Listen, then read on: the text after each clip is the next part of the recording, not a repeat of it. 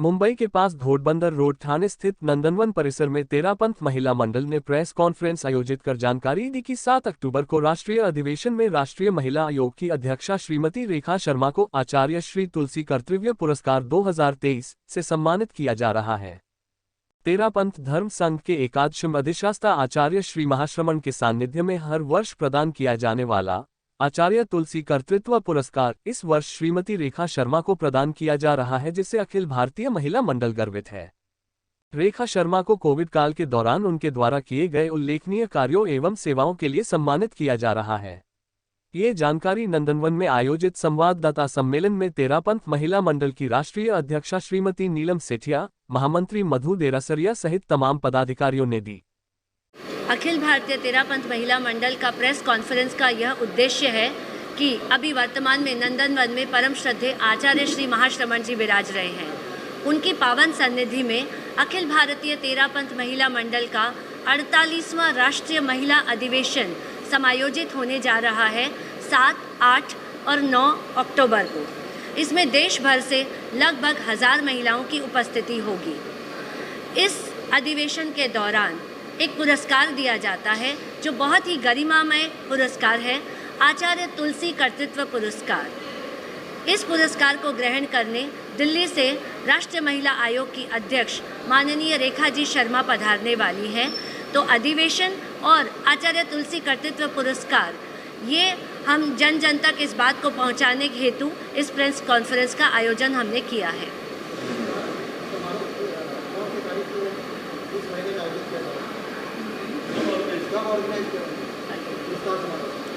आचार्य तुलसी कर्तृत्व पुरस्कार दिनांक 7 अक्टूबर को नंदनवन के परिसर में परम श्रद्धेय आचार्य प्रवर की पावन सन्निधि में आयोजित किया जाएगा।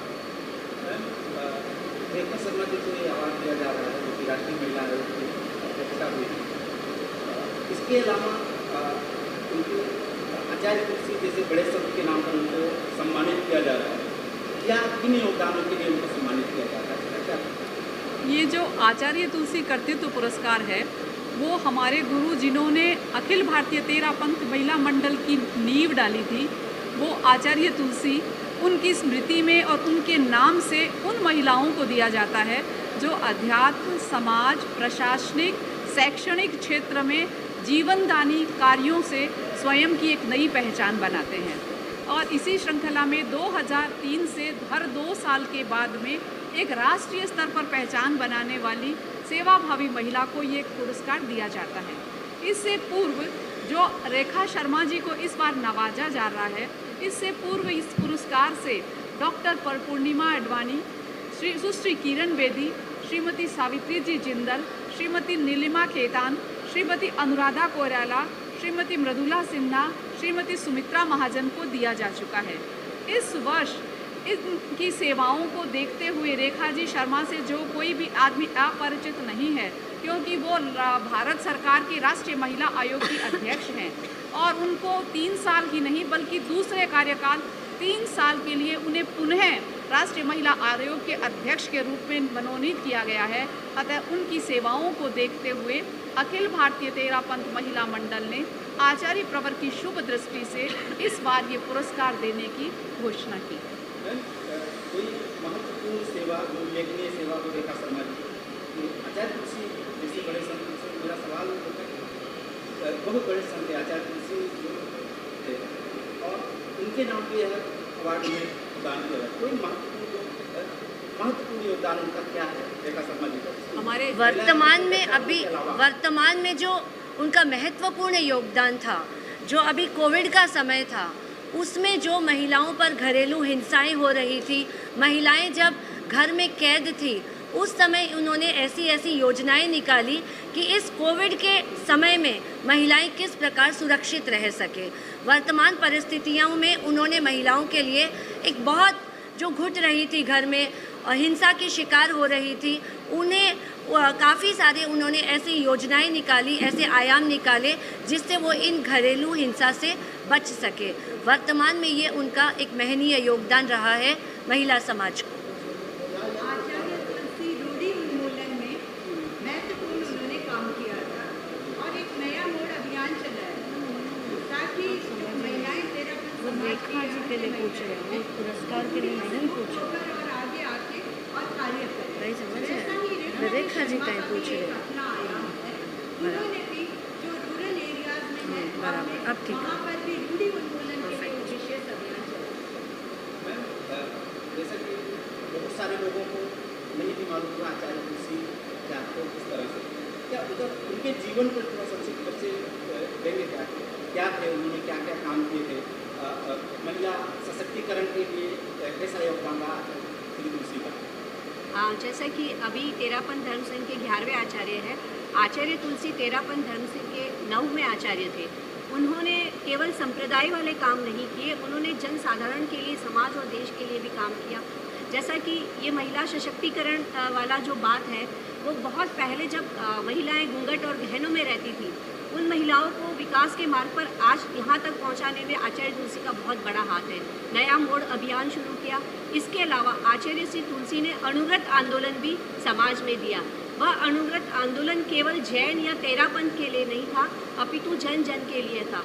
जब हमारा देश आज़ाद हुआ 1947 में, तब आचार्य श्री तुलसी को लगा कि देश आज़ाद तो हो गया, गुलामी की बेड़ियों से तो टूट गया, लेकिन नैतिकता की जो बेड़ी है वो अगर रहेगी, अनैतिकता की बेड़ी रहेगी और गुलामी में रहेगा इंसान तो नहीं चलेगा। तो उन्होंने जन जन के लिए अणुव्रत आंदोलन दिया, जिसमें हर संप्रदाय का, हर धर्म का व्यक्ति उन्हें अपना सकता है। छोटे छोटे संकल्प हैं जो नैतिकता को उजागर करते हैं। तो ऐसे समाज सुधार के काम आचार्य श्री तुलसी ने किए। वो झोपड़ी से लेके राजनेता तक, जवाहरलाल नेहरू, अपना राजेंद्र प्रसाद, इन सब के पास जो बड़े बड़े नेता थे, उनके पास ये अणुव्रत आंदोलन को लेके गए। और नारी उत्थान का काम, ये 2 काम तो उन्होंने जन साधारण के लिए या समाज के लिए किया। तो ये एक ऐसे गुरु थे, वो केवल संप्रदाय से जुड़कर नहीं रहे, बल्कि मानव को बनाने के उसमें आगे बढ़े और राष्ट्र के लिए उन्होंने काम किया।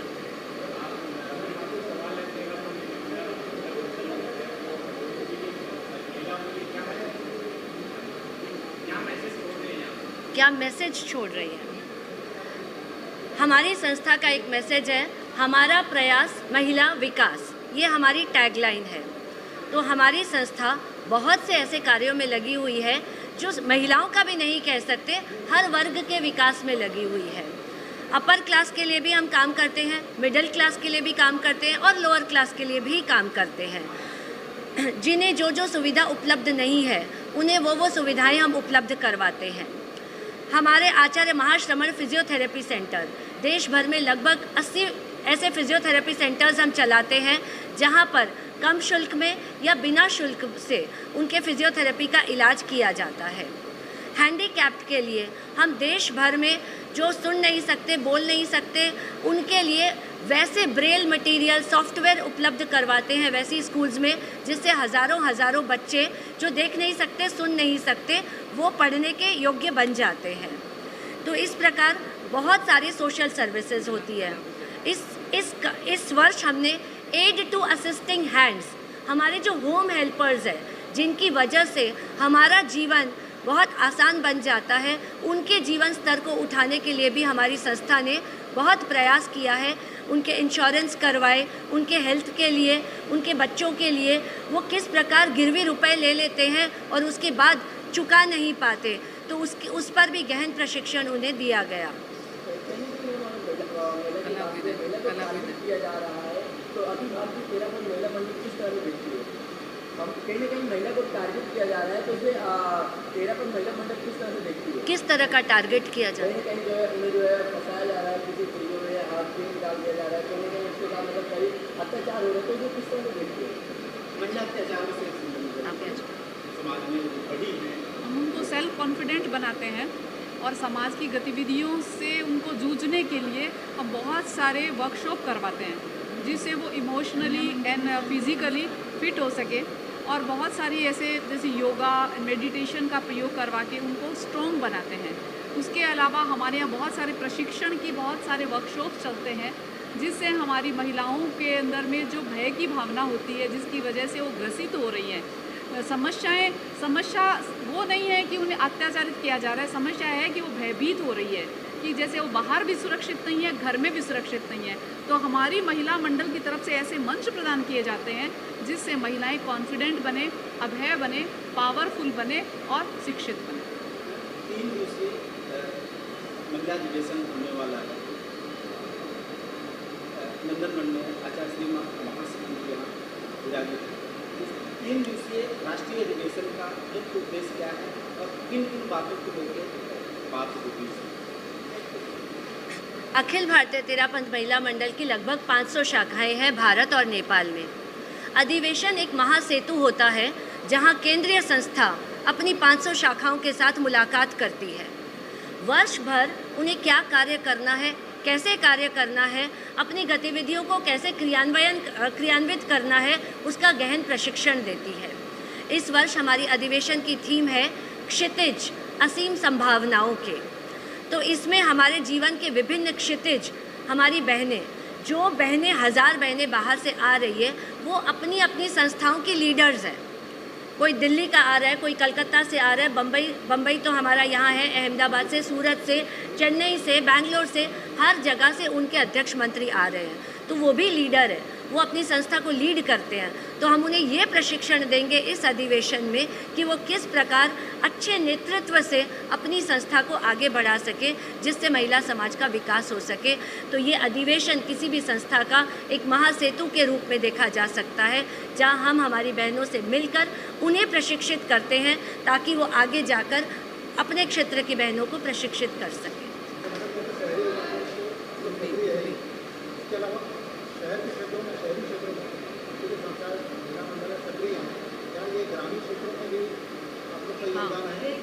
राजस्थान में लगभग 100 क्षेत्र हैं। 100 क्षेत्रों में भी महिलाएं लगभग सभी जहाँ जाते हैं। कहीं तो ये है कि हमारी और संस्थाओं से भी अधिक महिला मंडल सकती है और काफी गवर्नमेंट ऑफ इंडिया ने भी एक बहुत सपोर्ट किया है, महिला बिल अप्रूव भी हुआ है। तो उसमें आप गवर्नमेंट से क्या सपोर्ट एक्सेप्ट करते हैं? गवर्नमेंट आपको क्या सपोर्ट करे और आपके मंडल को, आपके समाज को किस तरह से और सपोर्ट करे? जैसे लोकसभा में, राज्यसभा में बिल पास हुआ है महिला अधिवेशन को, महिला को और शक्तिकरण, गवर्नमेंट चाहती है महिला और शक्ति करे, आगे बढ़े। तो आप क्या सपोर्ट एक्सेप्ट करते हैं? देखिए, हमारा ये प्रयास है इसके लिए, क्योंकि वैसे जैन जो है वो उसमें आते हैं माइनॉरिटी में, और उसके लिए वैसे भी हमारे यहाँ से प्रयास हो रहा है कि माइनॉरिटी में भी हमें जितना भी फायदा ले सकते वो हम लें। इसके लिए थोड़ा प्रयास करना पड़ता है। तो हमारी कुछ बहनें वहाँ पर इसके लिए प्रयास करें। और एक हम और चाहते हैं कि जैसे अभी परिवार टूटते हैं, तलाक हो रहे हैं, तो क्या है, हमारी महिलाएं उससे बहुत ग्रसित होती है। तो हमारा महिला समाज ये चाहता है कि जब हमारे प्रशासनिक हमें सुरक्षाएं दें, तो उस समय हमें अपने अधिकार की, मतलब अधिकारों का पूरा सुरक्षा हो और अधिकारों का हनन न हो, ऐसे हमें सहयोग मिले। तो महिलाएं जब प्रॉब्लम आती है तो महिलाएं अकेली खड़ी रह जाती हैं। 33% का जो आरक्षण है वो बहुत सालों से चल रहा है और कितनी बार ये चीज़ पास होने तक आ चुकी है। इस बार हमें विश्वास है कि हमें ये संरक्षण मिलेगा और हमारे अधिकारों की सुरक्षा होगी। एंड सेकेंड थिंग एक और है, हम लोग जब गाँव में दौरा करते हैं, यात्राएँ होती है हमारे संगठन में, वहाँ पर हम लोग मिलते हैं, कभी पंचायत और भी लोगों से मिलते हैं छोटे गाँव में।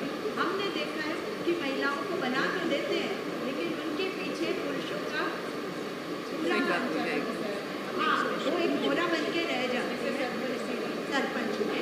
तो ये रियल फैक्ट है, ये रियल फैक्ट है। हम लोग अपने समाज की जो महिलाएं हैं, जो अभी पंचायत में एज अ पंच की तरह शॉर्ट आंसर, उनको भी हम मोटिवेट कर रहे हैं कि वो अपना सेल्फ कॉन्फिडेंस के साथ मेरा सवाल ये है कि मैं इसमें आपकी प्रेस नोट में चीज़ देखी कि आपका अभी आचार्य तुलसी पुरस्कार जो भी दिया गया है, उनमें से कोई भी महिला जैन नहीं। ये पुरस्कार में कोई मतलब अपने कम्युनिटी से क्वेश्चन खत्म कोई भी मतलब जैन नहीं है। तो ये विचार मतलब ऐसा कब और कैसे होगा कि हमको यहाँ पर जाति या धर्म से उठकर ही सोचना है? देखिए, किस तरह से विचार करें? आचार्य तुलसी का जैसे इन्होंने बताया, उनका व्यक्तित्व ये था कि वो जैन से जन धर्म पे आ गए। उनका जो अनवरत आंदोलन था वो उसी रूप में था कि पहले मैं जैन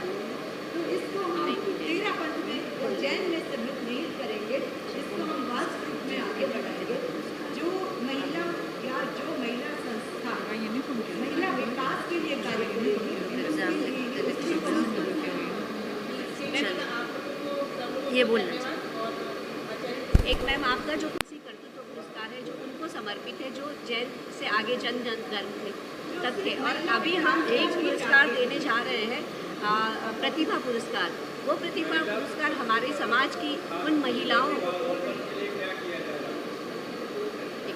वो प्रतिभा पुरस्कार हमारे जैन धर्म की, तेरापंथ की उन महिलाओं और कन्याओं को दिया जाता है जिन्होंने अपने क्षेत्र में कोई विशेष पहचान बनाई हो, उन्होंने समाज का नाम ऊंचा किया हो और अपनी महिलाओं का एक छवि को उजागर किया हो। तो ऐसा पुरस्कार भी हम इस क्षितिज जो हमारा अधिवेशन होने जा रहा है 7-8 लोगों को, हम 9 तारीख को आचार्य श्री के सानिध्य में ही हम प्रतिभा पुरस्कार भी हमारी एक हमारे जो है जयश्री जी जैन जो IAS ऑफिसर है तेरापंथ समाज के, और एक शुभा जी जैन है वो राजस्थान हाई कोर्ट के जज जज है। तो हम उन 2 प्रतिभा संपन्न महिलाओं को भी दे रहे जो हमारे समाज से है। हाँ, लेकिन वो हमारा प्रतिभा पुरस्कार है, तो वो हम आपको मेंशन करवा देंगे उसमें, आपको प्रेस नोट में, तो आप देख लीजिए। था कला अभ्युदय योजना चला रही है। कला अभ्युदय योजना हमारी कला अभ्युदय योजना हमने देश भर में फैला रखी है। हर संस्था हमारी 500 शाखा मंडल में से 400 शाखा मंडलों में उनके क्षेत्र में बैंगलोर ने प्रयास किया कि कौन सी महिला को आत्मनिर्भर बनाने के लिए किस मशीन की आवश्यकता है। अगर कोई होम बेकिंग कर रहा है तो उसे अवन दिला दिया गया, अगर किसी को आटा चक्की दिला दी गई, किसी को मसाला पीसने की मशीन दिला दी गई, किसी को दोना बनाने की मशीन दिला दी गई। तो जहाँ जहाँ जो अपेक्षाएं थी, गत 4-6 सालों में लगभग 400 से 500 महिलाओं को हमने आत्मनिर्भर बनाने के लिए ये मशीनें उपलब्ध करवाई है।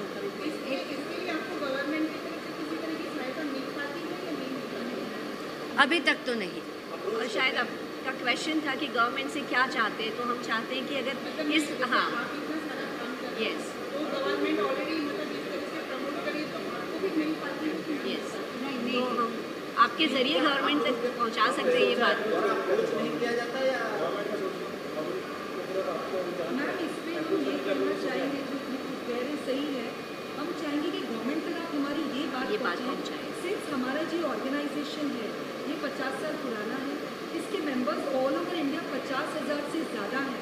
तो यदि गवर्नमेंट ऐसे कोई पॉलिसीज़ या ऐसी कोई योजनाएं निकाले और हम जैसे बड़े ऑर्गेनाइजेशन या संस्था के थ्रू यदि जाए हमारे मेंबर्स तक, तो उसका फैलाव भी ईजी होगा और जो कंज्यूमर तक फाइनली उनकी पॉलिसी पहुँचती है, आई थिंक वो भी बहुत मददगार रहेगी गवर्नमेंट तक पहुँचाने के लिए। तो हम चाहेंगे कि इस प्रेस मीट के माध्यम से हमारे ऑर्गेनाइजेशन को गवर्नमेंट डायरेक्टली दे और हम हमारे मेंबर्स को प्रोवाइड करें। That would be awesome. जैसा कि आप कह रहे हैं कि आप अपने माध्यम से पहुँचाएंगे, सबसे बड़ी बात होती है अप्रोच करना गवर्नमेंट से। क्या इस तरह के कामों के लिए अप्रोच किए, या अगर अप्रोच किए तो गवर्नमेंट का क्या रिस्पॉन्स रहा अप्रोचेस को?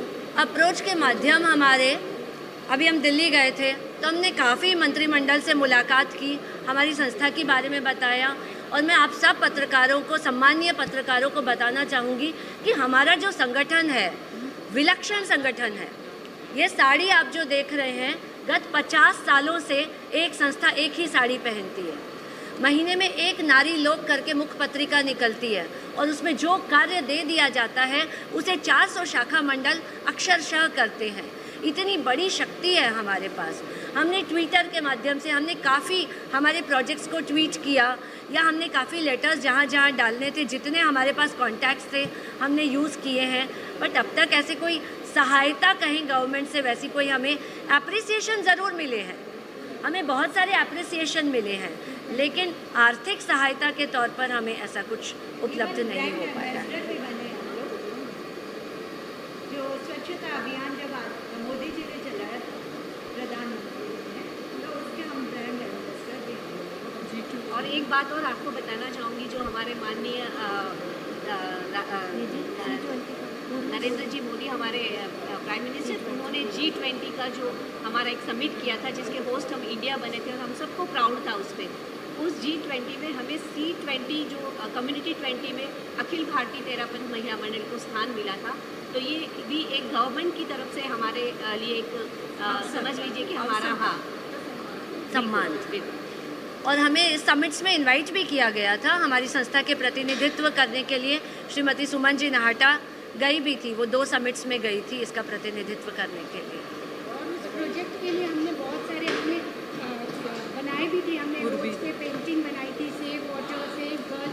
उस प्रोजेक्ट पे हमने बहुत काम किया था। G20 से हमने जो C20 देश की दीवारों को सजाया था उर्वी प्रोजेक्ट पर, उसका नाम हमने दिया था उर्वी, और उसमें हमने पर्यावरण बचाने के लिए हमने बहुत सारी अलग अलग all over India, pan India में हमारी बहुत लगभग 100 के ऊपर हमारी ऑल ओवर इंडिया वॉल्स पे हमने गर्ल्स की 2 पेंटिंग्स भी करवाई।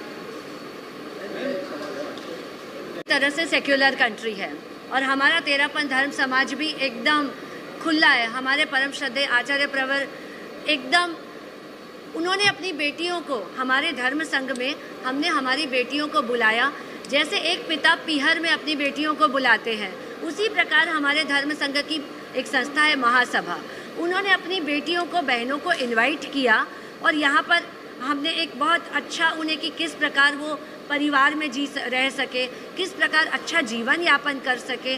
और हमारे पास जितना भी फीडबैक आया, क्योंकि यहाँ लगभग 500-800 बेटियाँ आई थी, तो सबका बहुत अच्छा फीडबैक रहा। उन्हें यहाँ आकर वर्षों के बाद, देखिए जन्म से कुछ जड़ें होती है जो जुड़ी रहती है, जन्म की जड़ें होती है, तो तेरापंथ धर्म संघ में उनका जन्म हुआ है। तो यहाँ एक बार आना, गुरु के दर्शन करना, हमारे अपने भाई बहनों से मिलना जुलना, 350 क्षेत्रों से 1000 के ऊपर महिलाएं यहाँ उपस्थित होंगी, और वह भी हमने लिमिटेशन करके बुलाया है कि सिर्फ जो पदाधिकारी बहनें हैं उनमें से 4 बहनें ही आ सकती है।